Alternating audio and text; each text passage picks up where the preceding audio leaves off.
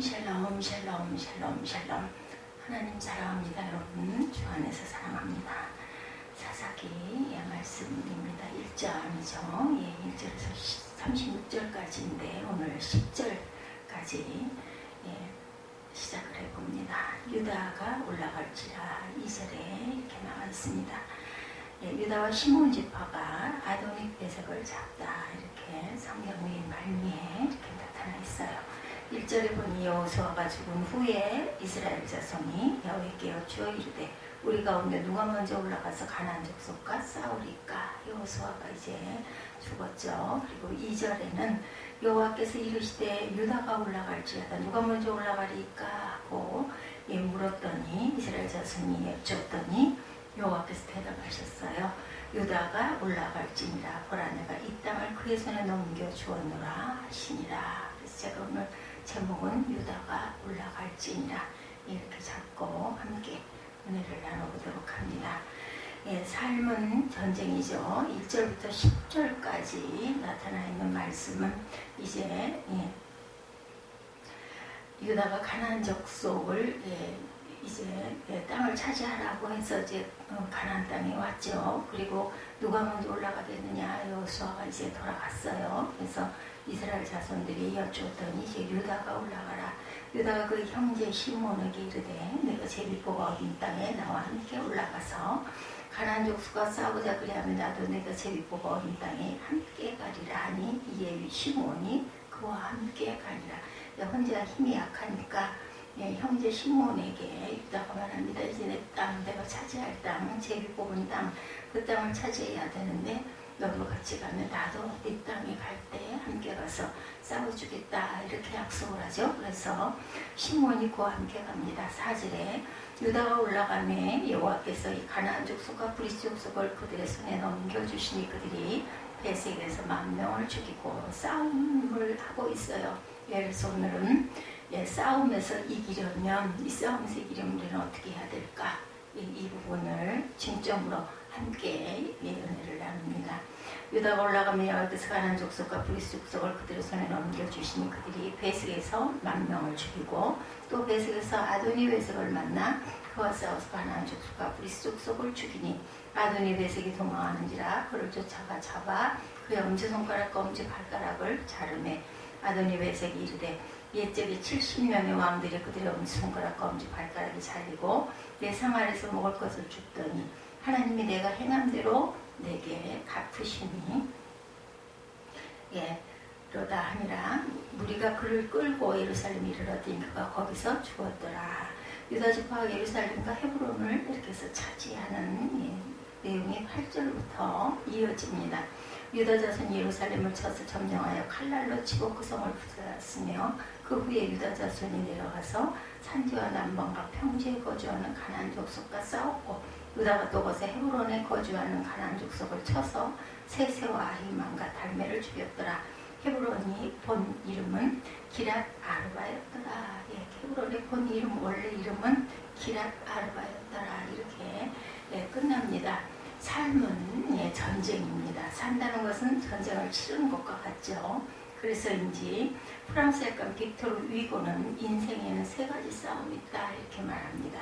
첫 번째 싸움은 자연과의 싸움. 그는 이 싸움을 바다의 노동자라는 소설에서 그렇게 그립니다. 어부들이 날씨와 또 산업 파도와 싸우는 것처럼 사람이 산다는 것은 자연과의 끊임없는 싸움이라는 것을 보여주죠. 그리고 인간은 이 자연과의 싸움에서 이기기 위해 과학과 기술과 기계 등을 개발해 왔습니다. 두 번째 싸움은 인간끼리의 싸움입니다. 위고는 93년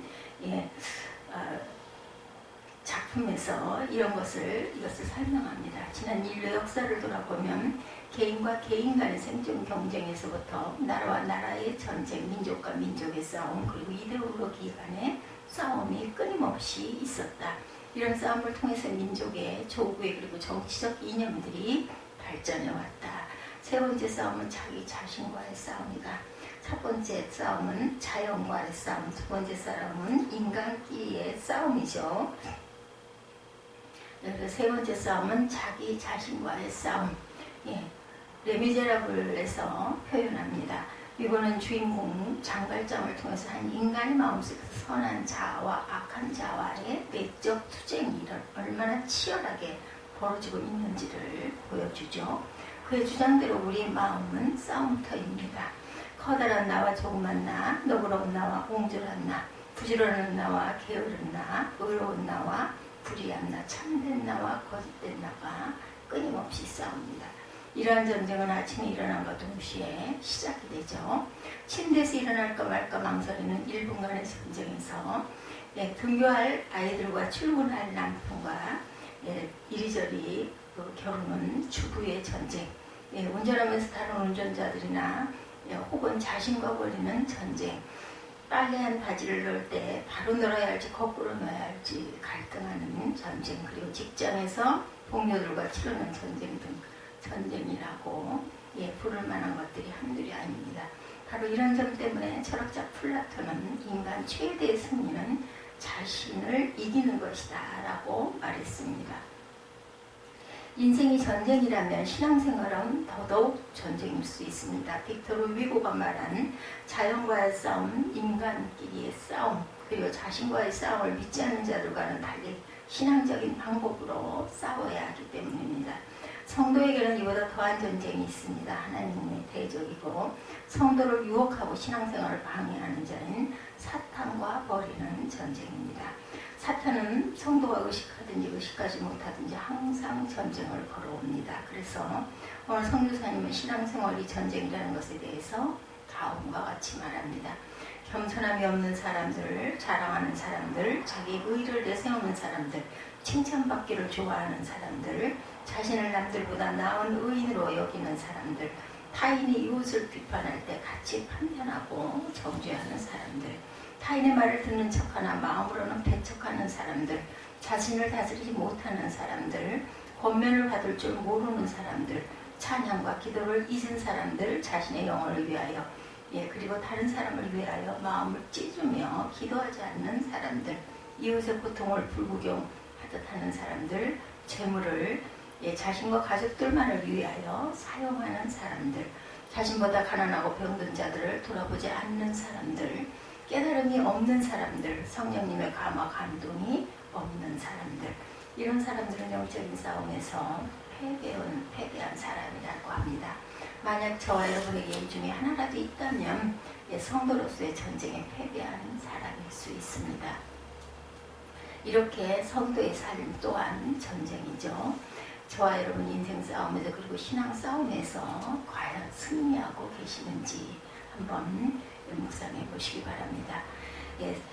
그 성도의 전쟁 이야기를 한번 봅니다. 전쟁에 임하는 자에게 묻노니, 오늘 설교를 통해서 싸움 혹은 전쟁 이야기를 시작하는 이유는 사세기가 일종의 전쟁의 기록이라는 것과 그 전쟁은 우리의 신앙생활을 상징하고 있다는 점 때문이었는데, 출애굽된 이스라엘이 광야를 거쳐 가나안에 정착해서 정복 전쟁을 벌이는 모습은 성도가 어떻게 살아야 하는가를 보여줍니다.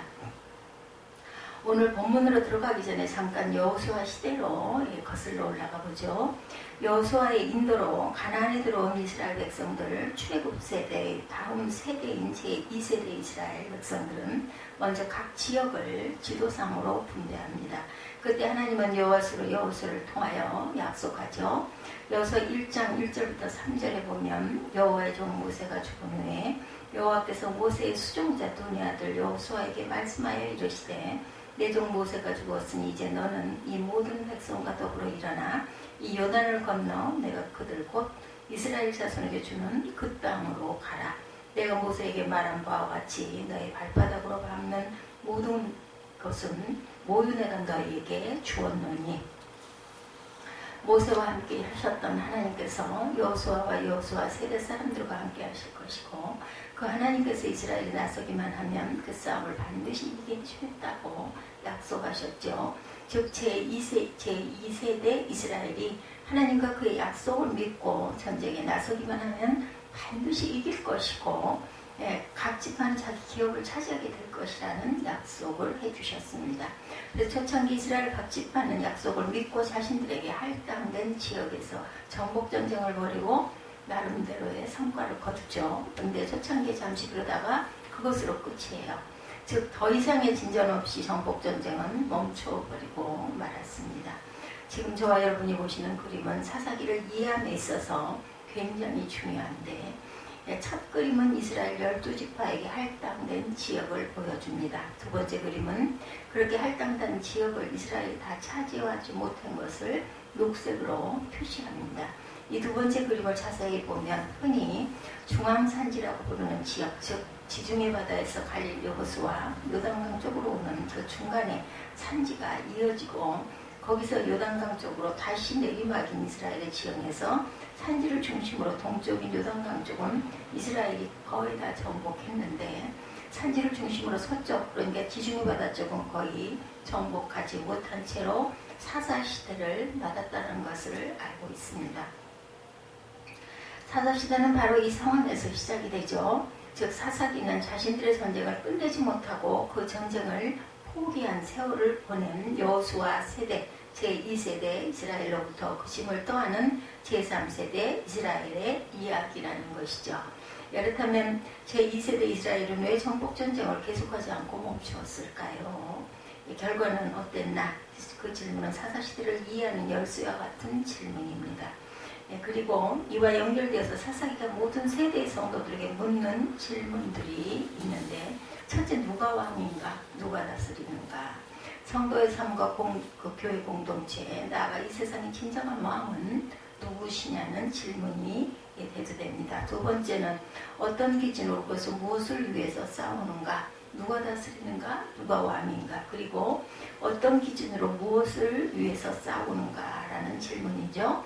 싸움의 기준, 싸움의 규칙은 무엇인가? 그리고 목적은 무엇을 목적으로 싸우고 있는가? 세 번째 질문은 우리 삶의 사사적 판단자는 누군가 하는 것입니다. 이것은 첫 번째 질문과 같은 것이죠. 우리 진정한 왕으로 우리 삶을 판단하실 분은 누군가?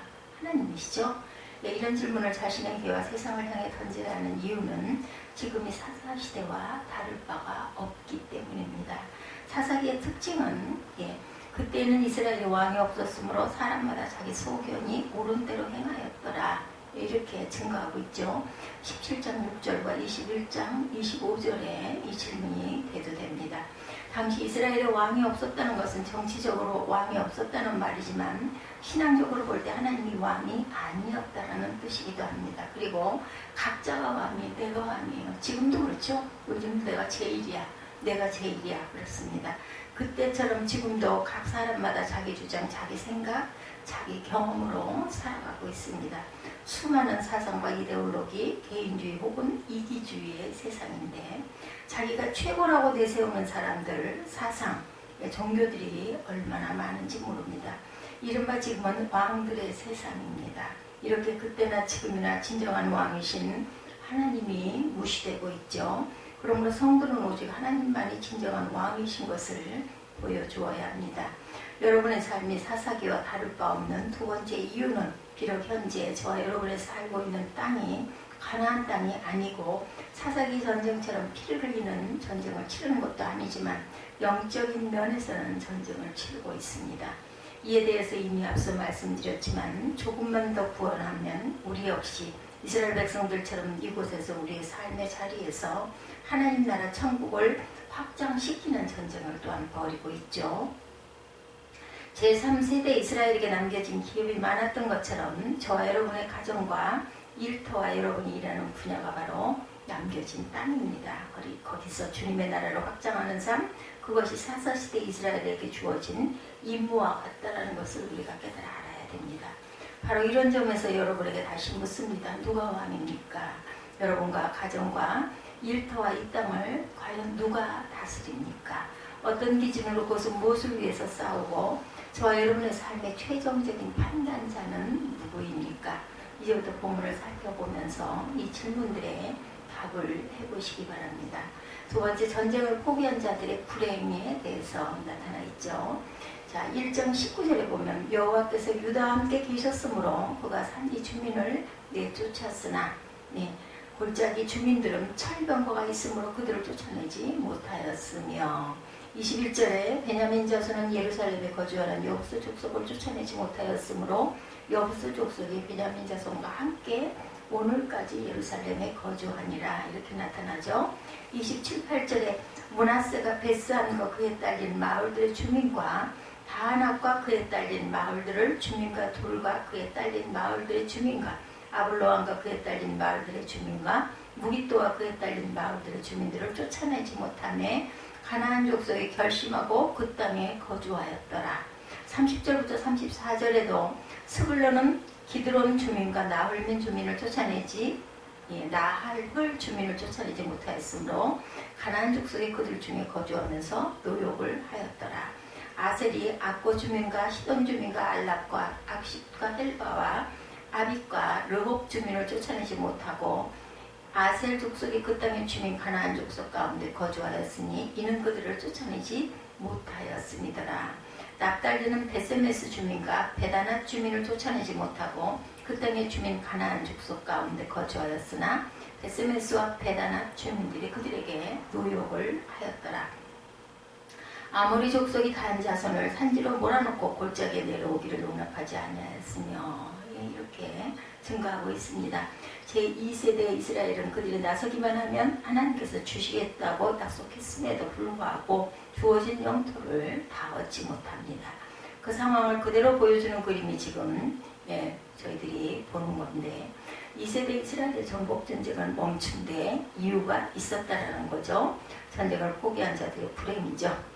가나안 땅에 들어온 이스라엘 백성은 2세대 이스라엘 각 지파에 주어진 땅을 다 정복하지 못하고 남길 수밖에 없었다. 남겨둔 상황은 우리가 찾아봤더니 이렇게 나타나 있죠.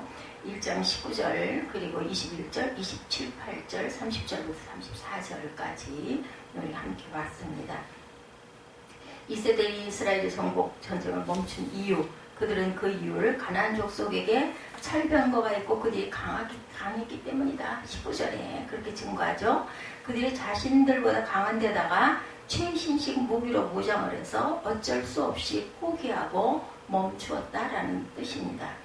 정말 가나안 족속들이 강해서 그들에게 최신식 강력 무기가 있어서 정복 전쟁을 포기했을까요? 여러분들 여기서 생각해야 할 것은 그들이 아무리 강하고 그들의 무기가 아무리 최신식이라 해도 하나님과 우리 주님의 능력과는 비교할 수가 없다라는 겁니다. 사사기 2장 1절에 보면 여호와의 사자가 길갈에서부터 복임으로 올라와 말하되 내가 너희를 애굽에서 올라오게 하여 내가 너희의 조상들에게 맹세한 땅으로 들어가게 하였으며 또 내가 이르기를 내가 너희와 함께 한 언약을 영원히 어기지 아니하리니 너희는 이 땅의 주민과 언약을 맺지 말며 그들의 재난을 헐라하였거늘 너희가 내 목소리를 듣지 아니하였으니 어찌하여 그리하였느냐. 이스라엘이 가나안 족속을 몰아내지 않은 것은 자신들이 약해서가 아니라는 말입니다. 주님의 말씀에 순종하기 싫어서 부절히 힘들어 전쟁을 치르기가 싫어서 가나안 족속을 쫓아내지 않았다. 엄두가 나지 않았던 거죠. 믿음이 그만하지 못했다는 겁니다.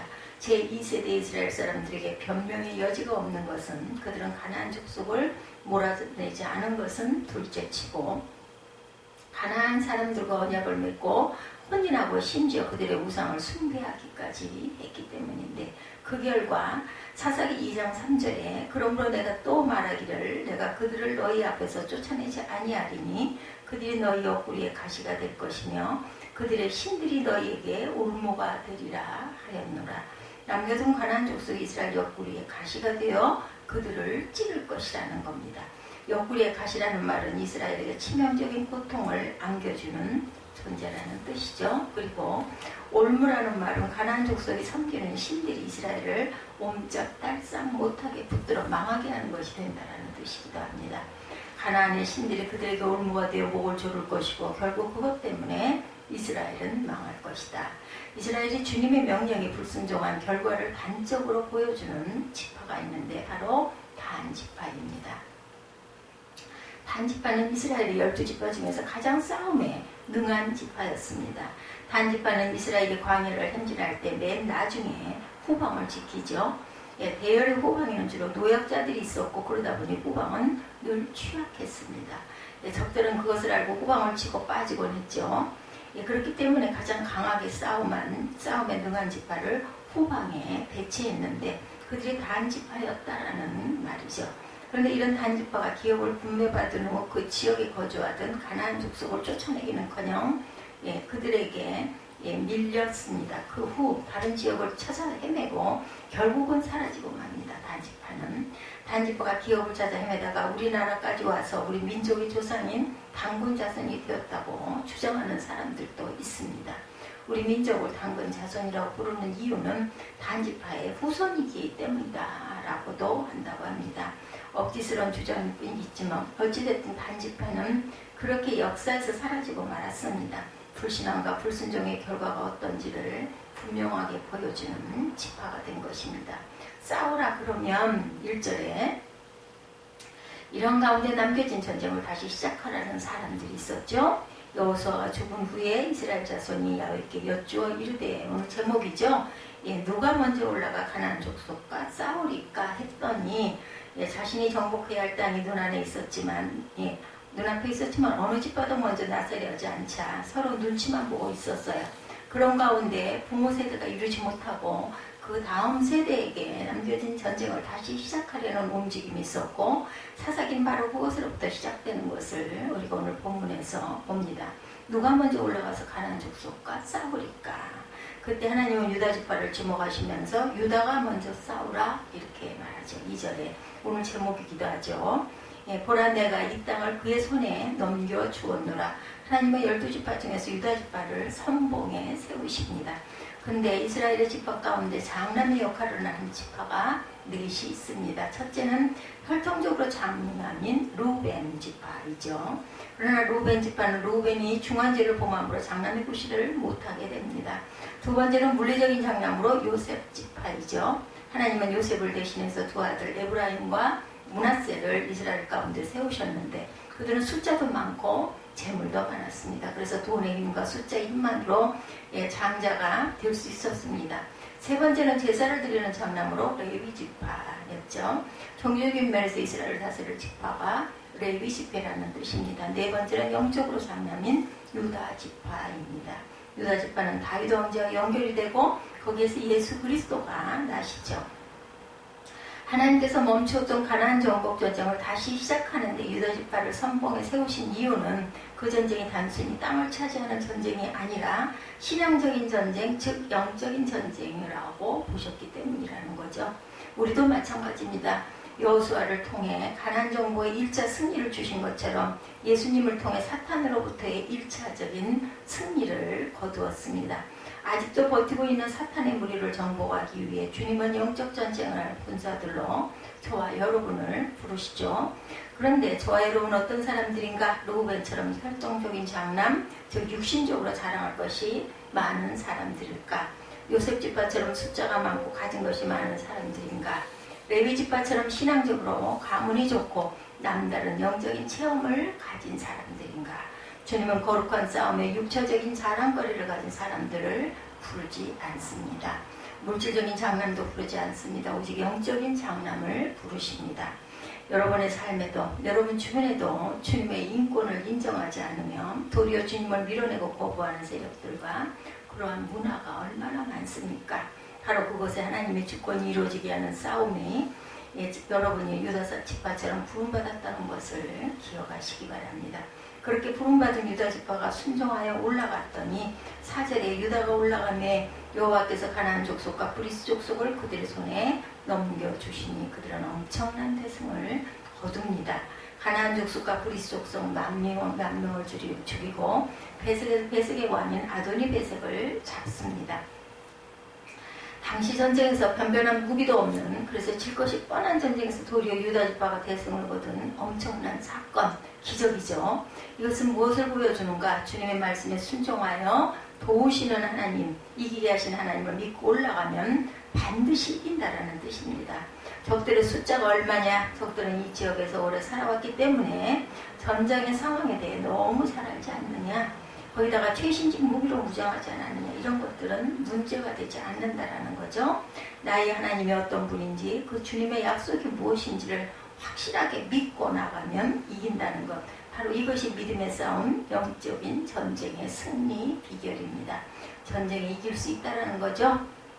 우리는 전쟁 이길 수 있습니다. 유다 지파가 이겼기 때문에 우리 또한 이길 수 있습니다. 누구를 인정하면 하나님의 주권을 인정하면 사사기는 자신들의 전쟁을 완수하지 못해서 자녀들에게 가시와 올무를 물려준 사람들과 그들 때문에 고통하는 후대 사람들의 이야기입니다. 자, 저와 여러분은 어느 세대에 속할까요? 자신의 싸움을 이런 이유처럼 핑계로 멈추거나 포기한 안정세대일까? 아니면 그런 부모 세대 때문에 지금 힘들고 너무나 어려운 자리에 있는 다음 세대일까? 조금 다르게 볼까요? 우리 저와 여러분의 싸움은 무엇인가? 여러분의 가나안 족속은 누구인가? 여러분이 정복해야 할 가나안 땅은 어디 혹은 무엇입니까? 여러분이 아직도 정복하지 못하고 남겨둔 땅은 어떤 것입니까? 혹시 여러분이 앞으로 나아가지 못하고 실패했던 것이 물질의 문제입니까? 술 혹은 담배입니까? 주일 성수입니까? 예배에 패배자가 되지 마시기 바랍니다. 세상 문화 육체의 즐거움에 넘어지는 패배자가 되지 마시고 물질의 패배자가 되지 마시기 바랍니다. 왜냐하면 여러분이 패배하면 여러분의 다음 세대가 힘들기 때문이죠. 여러분의 다음 세대가 고생합니다. 다음 세대가 눈물을 흘리고 그들이 피를 흘리기 때문이죠. 이제도 전능하신 하나님과 약속의 말씀을 믿고 나아가는 사람들은 승리할 수가 있습니다. 때론 적을 잘 몰라도 되죠. 자신과 자신이 가진 것을 잘 몰라도 그저 하나님과 그 말씀만 믿으면 됩니다. 승리하여 믿음으로 정복한 땅을 자녀들과 다음 세대에게 물려주고 싶지는 않습니까? 안 된다는 죽을 각오로 순교의 피를 흘릴 각오로 가정과 집안의 불순종과 싸우고 타락한 세상과 싸우고 육신의 정욕에 맞서고 원수 마귀와 맞서시기 바랍니다. 그럴 때 그리고 그런 사람을 하나님이 기억하시고 승리하게 하시고 복에 복을 더하신다는 것을 사사기 1장을 통해서 우리가 깨달아 알아가시는 저와 여러분이 되시기를 주님의